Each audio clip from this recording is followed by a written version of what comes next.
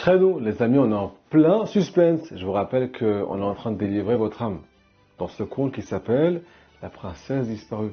Rabbi Nachman raconte notre vie Rabotai, à travers des simples histoires, des histoires qui sont pour tout l'âme Israël, petits et grands, et qui viennent révéler toutes les âmes du peuple d'Israël. Même les plus grands tzadikim ont besoin d'entendre ces histoires, et encore plus ceux qui sont tombés au plus bas. Grâce à la lumière qui est cachée ici, les amis, notre âme va vouloir se renouveler et chercher de nouveau son créateur. Les amis, un bref résumé de la semaine dernière pour que tout le monde soit avec nous, le Siyata Dishmaya. On est en train de délivrer l'âme du peuple d'Israël qui fait référence à la princesse de cette histoire. Qui c'est qui part à sa recherche? Le second du roi, celui qui est le plus proche du roi, qui fait référence, selon Rabbi Nachman de Breslev, au tzaddik. Hachem envoie des tzaddikim dans chaque génération pour délivrer toutes les âmes du peuple d'Israël et les ramener à la maison, les ramener dans le palais du roi à Kadosh Baruch Hu, les ramener au Beth Amikdash. Il nous aide à faire Teshuvah. Mais qu'est-ce qui s'est passé? Le tzaddik a entendu toutes les instructions de la princesse. Elle lui a demandé pour la sortir du royaume du mal, parce qu'elle a enfermé cette princesse-là. Elle lui a demandé de se languir pendant une année entière d'elle, de prier de toutes ses forces pour la sortir de là-bas. Et le dernier jour, il n'avait pas le droit de manger. Il devait faire un jeûne. Les amis, est-ce que vous vous rappelez ce qu'on a dit la semaine dernière? Le dernier jour, le second du roi a flanché. Il a raté sa mission au dernier moment. Il a commencé à consommer de l'arbre. Qu'est-ce qui s'est passé juste après ça? Il est tombé dans un sommeil profond. Les amis, on va découvrir aujourd'hui que, même si on tombe au dernier moment, ça fait tellement d'efforts on a fait dans notre vie. Ça fait tellement d'années qu'on se bat pour chercher la vérité.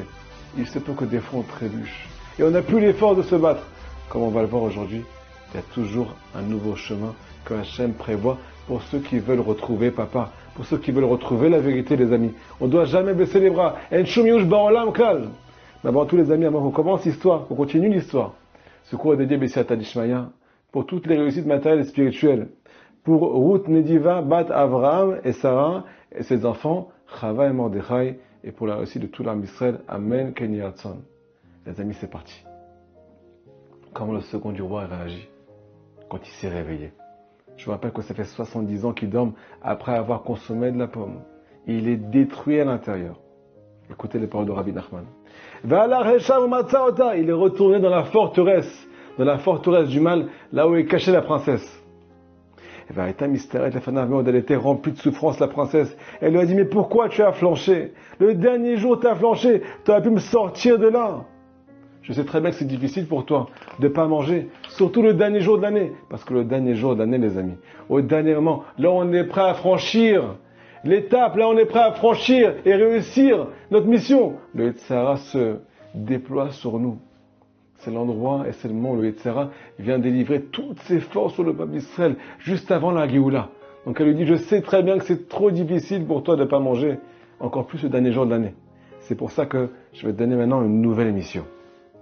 Tu vas retourner pendant une année, te languir de moi, faire Idbodedut, prier, isole-toi avec Hachem, languis-toi de moi. Les languissements délivrent une personne. Les languissements créent des anges. C'est ça qui va me délivrer. Et le dernier jour de l'année, je ne te demande pas de ne pas manger cette fois-ci. Je te demande de ne pas consommer du vin. S'il te plaît, ne bois pas de vin. Deuxièmement, ne dors pas. Tu n'as pas le droit de dormir. Et encore plus que ça, si jamais tu consommes du vin, tu vas tomber dans le sommeil. Parce que l'alcool fait dormir. Donc je te demande deux choses. Ne consomme pas du vin et ne tombe pas dans un sommeil profond comme la première fois. Les amis, qu'est-ce qui s'est passé? Il a pris son courage à deux mains. Il s'est langui encore une fois. Pendant 1 an de la princesse pour la délivrer. Et le dernier jour de l'année, il se retrouve avec son serviteur, le second du roi, devant un fleuve. Un fleuve qui avait une apparence rouge et avec une odeur de vin. Il pose la question à son serviteur. Est-ce que tu vois ce que je vois? C'est pas de l'eau, c'est censé être de l'eau, mais ça a une couleur de vin et une odeur de vin. Il résiste pas, les amis, il tient pas le coup. Encore une fois, il tient pas le coup. Il tend sa main vers la source et commence à goûter de cette eau-là. À partir du moment où il a goûté de cette eau, il est tombé dans un sommeil profond, encore une fois. Pendant 70 ans, elle avait prévenu, ne bois pas du vin et ne dors pas, je t'en supplie. Mais il est tombé encore une fois. Qu'est-ce qui se passe? il commence à rentrer dans un sommeil profond. Et d'un coup, il y a une troupe de soldats qui arrive. Une troupe de soldats qui étaient dans la forteresse. Tous les soldats de la forteresse arrivent vers lui. Et lui, il dort. Et son serviteur prend peur. Son serviteur prend peur. Et il va se cacher. Et d'un coup, il voit ce cortège de soldats. Et juste derrière ce cortège, il y avait la princesse disparue. Elle était dans ce qu'on appelle une agala, quelque chose qui était magnifique, un cortège magnifique. Elle était emprisonnée là-bas, mais elle a pris son courage à deux mains. Elle est sortie, elle s'est délivrée de tous les soldats. Elle est venue voir le second roi qui était en train de dormir. Elle essaie de le secouer dans tous les sens. Impossible de le réveiller. Elle se met à hurler de sanglots. Mais qu'est-ce que tu as fait? Encore une fois, t'es tombé. Il y a tellement de pitié dans le ciel. Sur toi et aussi sur moi. La princesse décide d'enlever son foulard qu'elle avait sur la tête pour lui écrire un message. Ce message, elle l'a écrit avec ses larmes. Elle pose le foulard avec un message codé à côté du second du roi. Un beau jour, après 70 ans, le second du roi se réveille encore une fois. Il commence à hurler où je suis dans le monde. Et d'un coup, il voit un foulard à côté de lui. Il pose la question à son serviteur, mais d'où ça vient tout ça? Le serviteur lui raconte tout ce qui s'est passé, le cortège avec les soldats, la princesse disparue qui est venue le voir, qui essaie de le réveiller, qui a sangloté pour le réveiller, mais elle n'arrivait pas. Donc elle a décidé de lui laisser un message codé. Il n'arrivait pas à le lire. Ce message était transparent. Il a été écrit avec des larmes. Donc il dirige ce foulard vers le ciel, en direction du soleil, pour essayer de déchiffrer, grâce au rayon du soleil, qu'est-ce qu'il y a marqué là-bas. Et là-bas, il entend les sanglots de la princesse. Il découvre un message qui va aider Bessiata d'Ishmaïa à retrouver son chemin. La princesse lui a dévoilé là-bas qu'elle ne se trouve plus dans la forteresse. Elle est partie de là-bas maintenant. Maintenant, elle se trouve dans une montagne. Ar Shel Zav, une montagne d'or. Au Mivtsar Shel Margaliot. Et une forteresse remplie de diamants. C'est le nouveau chemin. Si tu veux me retrouver, c'est là-bas que tu dois venir me chercher. Dans les amis avec l'aide du ciel, on va vous raconter tous les détails possibles et imaginables et tous les secrets que Rabbi Nachman nous cache à travers ces lignes. N'oubliez pas que cette histoire, c'est pas une histoire, c'est notre histoire. Et aujourd'hui, le second du roi est tombé au plus bas. Il a raté sa mission. Des fois, toi aussi, tu rates ta mission. Mais ça fait des années que tu fais tchouva. Ça fait des années que tu te bats. Et là, ton Yetzirah, il te fait flancher au dernier moment. Au dernier moment, tu craques. T'en peux plus de travailler ta émouna, t'en peux plus. Ça fait des années que tu te bats. Mais aujourd'hui, t'as plus les forces de te mettre entre les mains d'Akadosh Baruch Hu. Ça fait des années que tu te bats pour garder Shabbat. Mais d'un coup, ton cœur, il se refroidit. Ça fait des années que tu pries, mais t'as plus les forces aujourd'hui. Ça fait des années que tu gardes tes yeux, que tu essaies de ne pas regarder les mauvaises choses. Mais Chazé Shalom, le Yetzirah, d'un coup, après des années, il te replonge dans ton passé. Il te fait retomber dans les mêmes choses que tu faisais avant. Les amis, qu'est-ce qu'on fait? On a envie de baisser les bras. Mais le second du roi ici, il baisse pas les bras. Première leçon. Si jamais tu oses revenir vers Akadosh Baruch Hu, malgré que ça fait des années que tu te bats et que tu es retombé maintenant, eh ben, ce sera beaucoup plus facile de retrouver ton chemin. Hachem t'attend. Écoutez ce qu'il y a marqué ici. Le second du roi retourne dans la forteresse. La forteresse du mal. La première fois, rappelez-vous, il y avait des soldats autour de la forteresse. Il avait une peur bleue de rentrer là-bas. Mais cette fois-ci, il n'a plus peur. Le dit Rabbi Nachman, il est rentré tout de suite là-bas, sans aucun empêchement, sans aucune appréhension. Qu'est-ce que ça veut dire? Tout ce qu'on a fait, tous les efforts qu'on a fait, juste avant de tomber, ils ont mis de la lumière dans le ciel, ils ont mis de la lumière sur notre corps, sur notre cœur, sur notre neshama. Le jour où tu vas vouloir revenir, eh ben, tu as laissé des traces. C'est beaucoup plus facile pour toi. Hachem est avec toi. Tous les efforts que tu as faits sont comptabilisés et tu as enlevé toutes les ronces qu'il y avait sur le chemin. Donc quand tu vas vouloir revenir, tout sera très facile pour toi. Juste crois en toi, fais comme le second du roi. Retourne dans la forteresse pour délivrer la princesse, pour délivrer ton âme. Deuxièmement, les amis, rappelez-vous que ça fait 1 an qu'il prie. Ça fait 1 an qu'il fait des doutes le second du roi. Pour délivrer la princesse, pour délivrer son âme. Est-ce que ça a marché ce qu'il a fait? Côté la folie, Rabbi Nachman nous dévoile dans la suite que la princesse est entourée d'un cortège de soldats. Elle n'est plus dans le royaume du mal. Malgré qu'il est tombé, malgré que toi aussi tu es tombé, toutes les prières que tu as fait dans ta beau des doutes, tous tes efforts que tu as fait pour Akadosh Baruch Hu, ils ont délivré ton âme. Peut-être pas à 100% comme le dit Rabbi Nathan, mais tu dois avoir foi que au moins à 80% cette lumière, elle a sorti ton âme des forces du mal. Ne perds pas pied. Un jour tu vas voir que encore un tout petit peu, et à la fin tu vas réussir. Arrête de mettre tout à la poubelle quand tu fais des efforts. Même si tu tombes dans la plus grande faute du monde, ça fait des années que tu ne fautes pas. N'oublie pas que tout ce que tu as fait a délivré ton âme peut-être à 80%. On veut juste te déstabiliser. Les amis, rappelez-vous que la princesse se met à pleurer.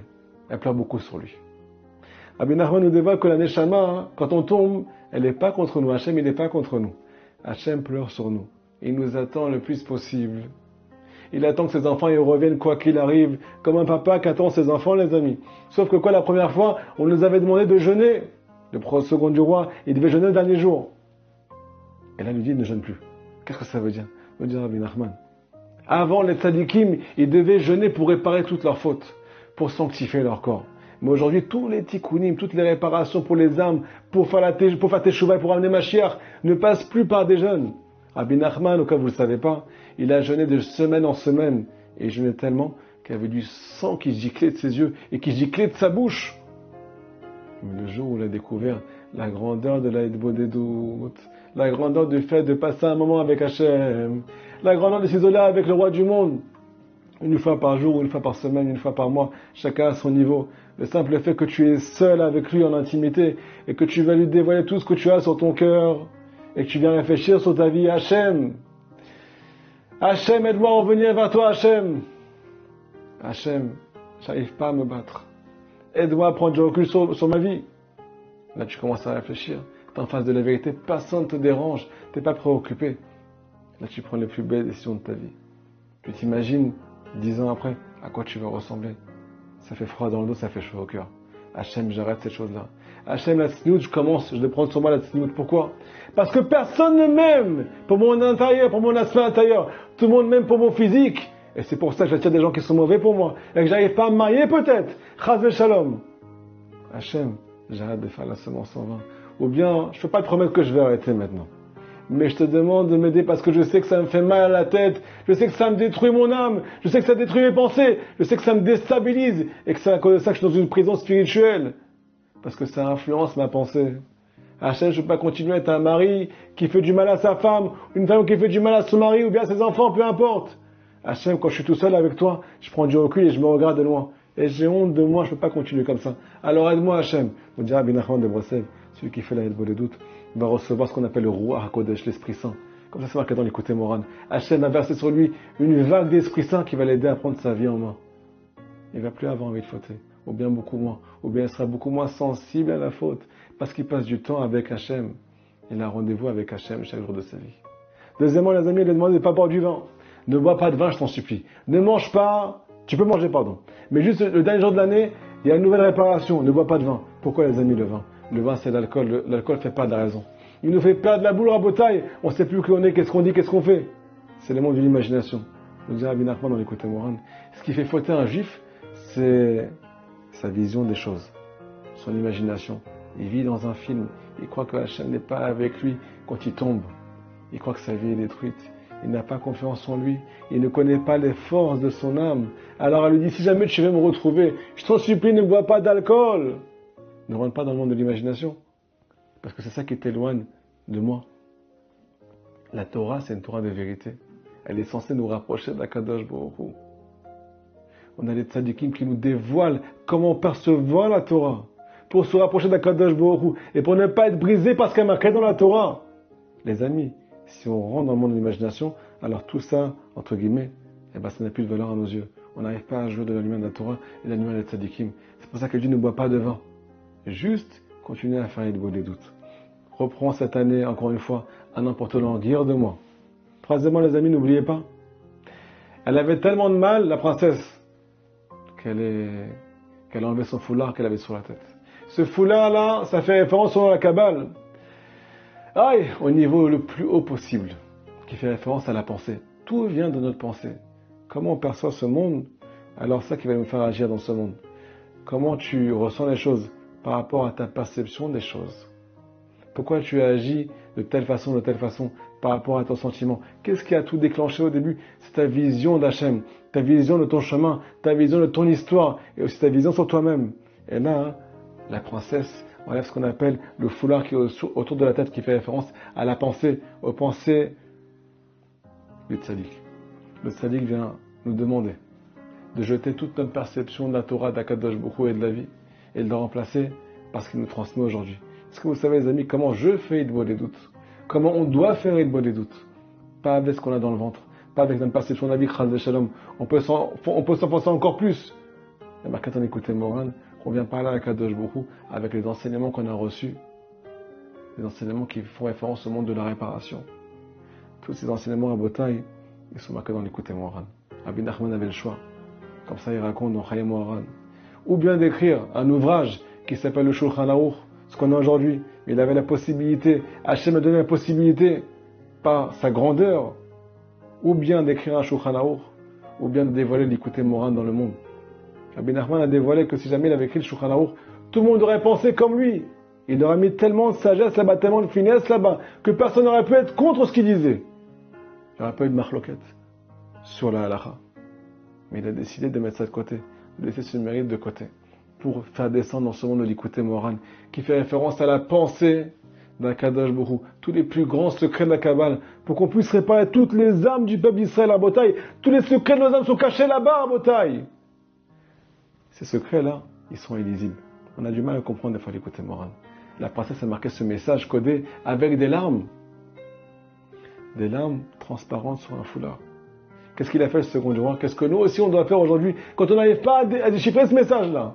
On va nous aussi prendre le foulard, on va diriger vers le ciel, on va faire les Hitbo des doutes avec, en mettant nos yeux vers le ciel et sans comprendre ce qu'il a marqué là-bas. Qu'est-ce que Rabbi Nachman veut m'apporter? Quel message il m'a transmis aujourd'hui? Il me demande de ne pas désespérer, mais pourquoi je ne dois pas désespérer? J'ai tout pour désespérer dans ma vie. Mais tu n'as rien compris. Si tu désespères, ta vie va partir dans le décor. Tu ne vas pas pouvoir aller au Gan Eden, Chas Shalom. Tu vas arrêter de faire des mitzvot. Tu vas arrêter de te battre. Tu vas faire encore plus de fautes. Donc tu vas tout rater en fait. Continue à te battre, il y a une réparation dans tout. Et tout ce que tu fais, c'est comptabilisé. Et ça délivre ton âme quoi qu'il arrive, même si tu retombes encore une fois. Continue à te battre. Continue à te languir.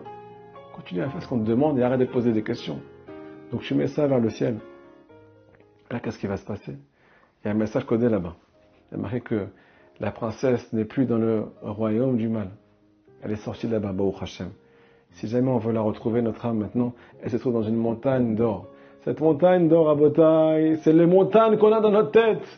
Les montagnes, je fais de tout une montagne. Toutes mes fautes, j'en fais une montagne. Toutes mes descentes, j'en fais une montagne. Toute ma vie, j'en fais une montagne. Toutes mes épreuves dans mon couple, j'en fais une montagne. Donc, dit Rabbi Nachman, cette montagne, elle s'appelle Arsh el-Zahav. Tout ce qui est difficile pour toi et qui est comme une montagne pour toi, c'est de l'or pour Akadosh Baruch Hu. C'est là-bas que ta neshama se trouve. Hachem ne se trouve pas dans les grands niveaux, dans un grand château, dans un grand palais. Elle se trouve dans les difficultés. Si jamais quand tu arrives devant une tentation, tu fermes les yeux aujourd'hui. Si jamais tu as envie d'aujourd'hui sortir, pas de sniout, mais que tu dis non, aujourd'hui j'ai compris le message. Je vais faire ça par amour pour Akadosh Baruch Hu, pour délivrer les soldats, pour délivrer tous les kidnappés à Gaza. Hachem, je fais tout pour toi, Hachem. Je sens que, puisque c'est difficile pour moi, c'est là qu'il y a le plus grand trésor. Je continue à battre pour faire Shabbat, même si j'ai du mal à faire Shabbat. Je continue à garder mes yeux quoi qu'il arrive pour toi, Hachem. C'est là-bas que tu vas retrouver ton âme. Parce que là, si jamais tu te retiens de profiter de quelque chose qui est interdit, il y a marqué dans le livre que Akadosh Baruch Hu va te faire profiter de tous les trésors de la Torah. Tous les trésors de ton âme, qui sont un plaisir qui est infini. C'est spirituel, Rabota. Le spirituel n'a pas de fin, il n'est pas matériel. C'est pas un kiff et après t'as la rama. C'est un kiff qui est éternel. Un kiff qui te construit, qui te remplit et qui remplit le âme Israël de bracha. N'oublie pas tout ce que tu fais. Même si c'est une montagne, si jamais tu continues à te battre, là-bas c'est là que tu vas trouver ton âme. C'est là-bas qu'il y a une montagne d'or. Les amis, le prochain épisode, on va voir comment le second du roi continue à se battre. Qu'est-ce qu'il va faire avec ce message-là? Il a pris son rôle au sérieux. Est-ce qu'on va prendre notre rôle au sérieux? On va voir au prochain épisode. Chazak Baruch, à la semaine prochaine.